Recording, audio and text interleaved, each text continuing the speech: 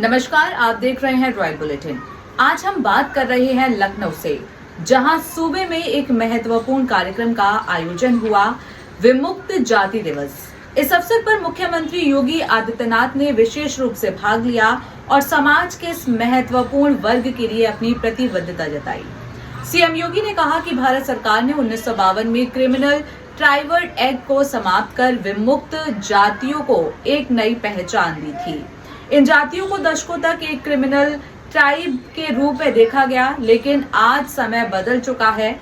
मुख्यमंत्री ने कहा कि योगी सरकार इन विमुक्त एवं घुमंतु जातियों के उत्थान के लिए लगातार काम कर रही है।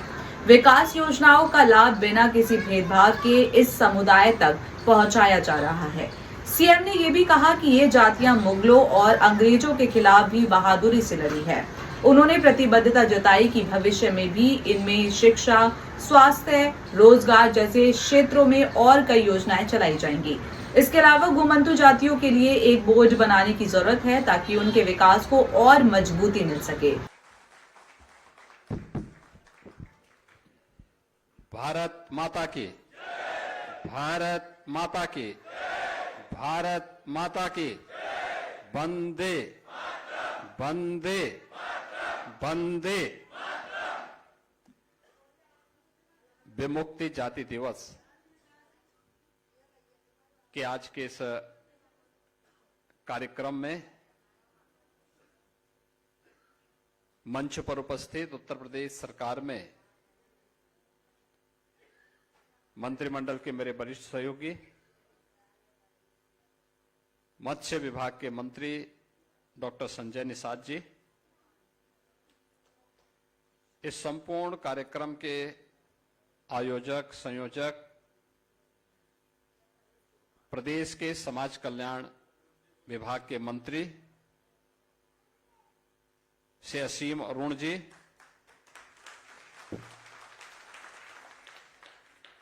पिछड़ा वर्ग कल्याण के मंत्री श्री नरेंद्र कश्यप जी, राज्य मंत्री समाज कल्याण श्री संजीव गौड़ जी, अनुसूचित जाति जनजाति आयोग के अध्यक्ष श्री बैजनाथ रावत जी, उपाध्यक्ष श्री बेचन राम जी, उपाध्यक्ष जीत सिंह खरवार जी, उपाध्यक्ष उत्तर प्रदेश अनुसूचित जाति वित्त एवं विकास निगम Shri Vishwanath Prasad ji, chairman UP SIDCO Shri YP Singh ji, DNT प्रतिनिधि श्री भगवान नाथ,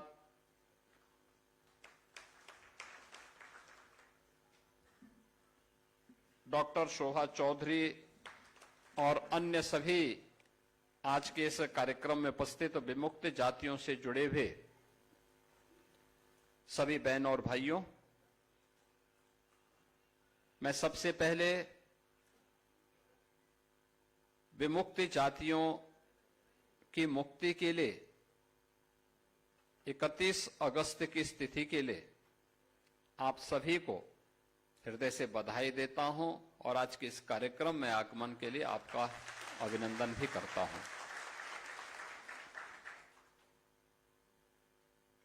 वास्तव में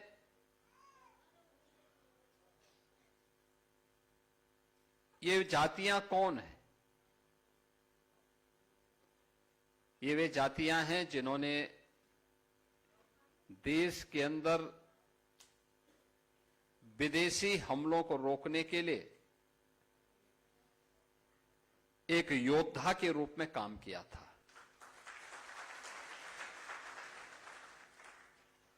अपने पराक्रम का लोहा जिन्होंने अलग अलग कालखंड में मनाया था, कभी मुगलों के खिलाफ लड़े थे, फिर अंग्रेजों के खिलाफ लड़े थे, और लड़ते लड़ते उन्हें कभी ऐसी परिस्थितियां हो जाती थी कि युद्ध के मैदान से पलायन करना होता था। परिस्थितिवश जब पलायन करना होता था तो घर बार सब कुछ उनका जब्त हो जाता था या नष्ट हो जाता था, और वे ऐसे घूमते हुए घुमंतु बन गए। उन पर अत्याचार करने के लिए 1857 के प्रथम स्वातंत्र समर के बाद जब ब्रिटिश गवर्नमेंट ने देखा कि ये जातियां उनको इस देश में ज्यादा समय तक शासन नहीं करने देंगे, तो उन्होंने क्रिमिनल ट्राइब्स एक्ट 1871 बना करके तमाम उन जातियों को जो भारत की योद्धा जाति थी, जिन्होंने समय समय पर विदेशी हुकूमत के खिलाफ उन युद्धों में भाग लिया था, उन सबको क्रिमिनल ट्राइब्स बना करके उनको पूरी तरीके से उनके जीवन के साथ खिलवाड़ करने का काम किया। और इसके पीछे की मंशा थी कि इन्हें जन्म से अपराधी बना दिया जाए, जैसे कि यहां पूर्व वक्ताओं ने यहां पर कहा। और लेकिन 1947 में देश आजाद हुआ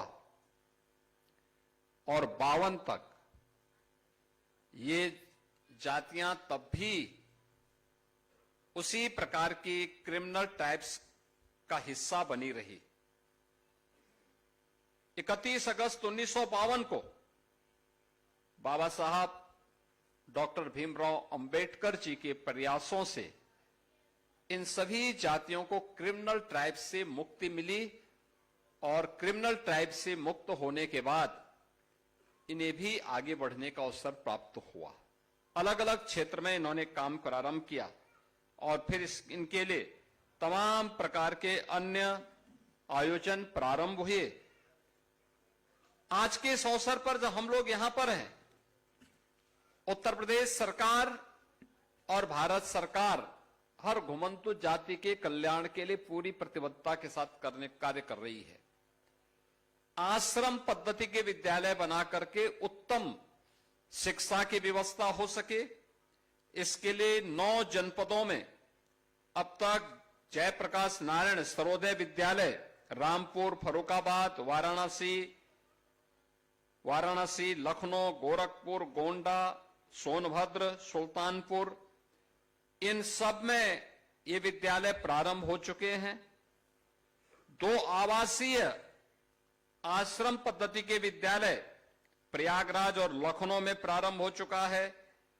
101 आश्रम पद्धति विद्यालय विभाग के द्वारा कुल संचालित हैं और इन आवासीय विद्यालयों में बच्चों के लिए उनके रहने की, खाने की, यूनिफॉर्म की और हर प्रकार की सुविधा, ये सभी प्रकार की सुविधाएं सरकार वहां पर उपलब्ध करवाने का कार्य कर रही है। इसके अलावा प्रतापगढ़ और लखीमपुर खीरी में भी, प्रतापगढ़ में 2, लखीमपुर खीरी में 1, 3 छात्रावास संचालित हैं। 264 राजकीय अनुसूचित जाति छात्रावास में भी विमुक्त जाति के छात्र छात्राओं के लिए उन्हें प्रवेश वहां पर देने की व्यवस्था है। और सरकार के द्वारा राजकीय उन्नयन बस्ती योजना के अंतर्गत कानपुर में, मुरादाबाद में और लखीमपुर में भूमि आवंटन का काम भी उन लोगों के लिए किया गया है जिन्हें कभी क्रिमिनल ट्राइब्स घोषित करके जन्म से अपराधी घोषित करने की जो दुष्प्रवृत्ति थी, उसको उन सभी जातियों के विमुक्ति के दिवस के अवसर पर सबसे पहले एक कार्यक्रम, मुझे आप सबको यह भी बताना है कि पिछले 11 वर्ष में प्रधानमंत्री मोदी जी के नेतृत्व में इन सभी घुमंतु जातियों के कल्याण के लिए केंद्र और राज्य सरकार पूरी ईमानदारी और प्रतिबद्धता के साथ कार्य कर रही है। आज आप उत्तर प्रदेश में देखते होंगे कि हमारी सरकार आई, उससे पहले की सरकारों को इस बात की फुर्सत नहीं थी कि बनटांगिया के लिए कुछ कर सके। हमारी सरकार ने उन्हें राजस्व गांव का दर्जा दिया, उन्हें मत प्रदान करने का अधिकार दिया।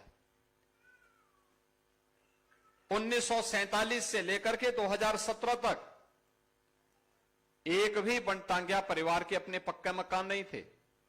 आज उन सब के पक्के मकान बन गए हैं, उनके लिए स्कूल बन गए हैं, उनके लिए आंगनबाड़ी केंद्र बन गए हैं, उनके लिए हॉस्पिटल बन गए हैं। शासन की सभी प्रकार की योजनाओं से उन्हें आच्छादित किया गया है। मुसहर सुविधाओं से वंचित थे, आज उन्हें सभी प्रकार की सुविधाओं से युक्त किया गया है।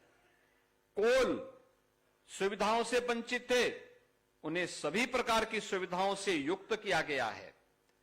थारू, गौड़, चेरो और तमाम अन्य उन सभी जातियों, बुक्सा, सहरिया, इन सबको भी इन योजनाओं से संतृप्त करने का कार्य किया जा रहा है।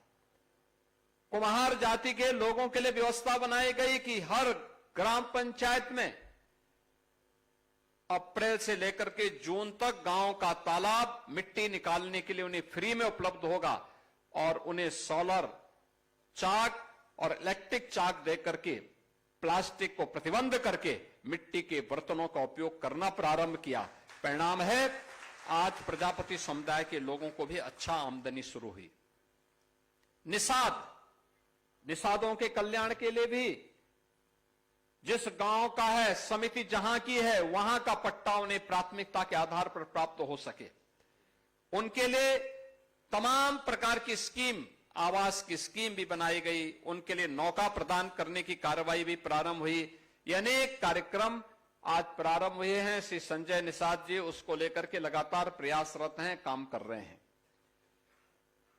राजभर समुदाय के कल्याण के लिए भी आपने देखा होगा, महाराज सुहेल देव के नाम पर बहराइच में एक भव्य स्मारक बना हुआ है, स्मारक बनाया गया और आजमगढ़ में महाराज सुहेल देव के नाम पर विश्वविद्यालय का निर्माण भी कर दिया गया है।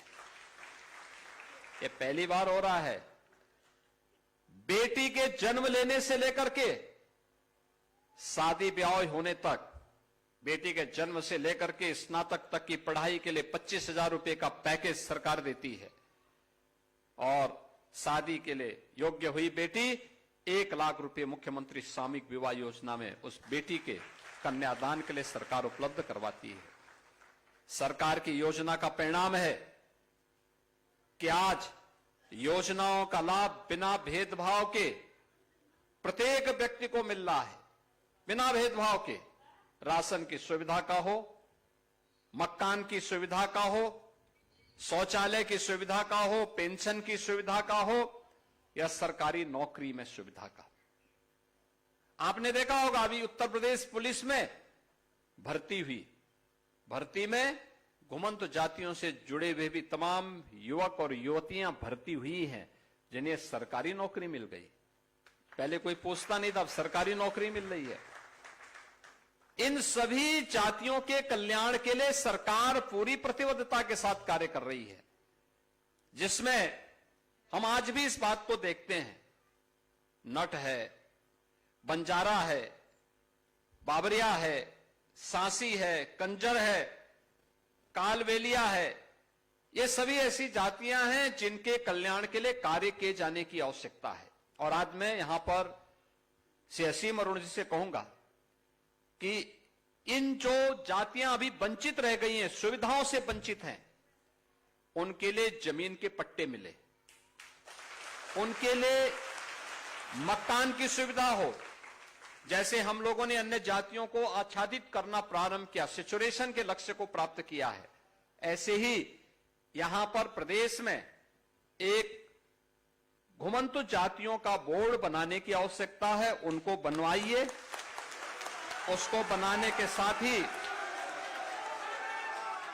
इन जातियों को, अगर ये जातियां एक जगह, जिसमें सपेरा भी है, सपेरा भी है, यहां है सपेरा, देखो सपेरा भी सब है, हाँ सबको करेंगे।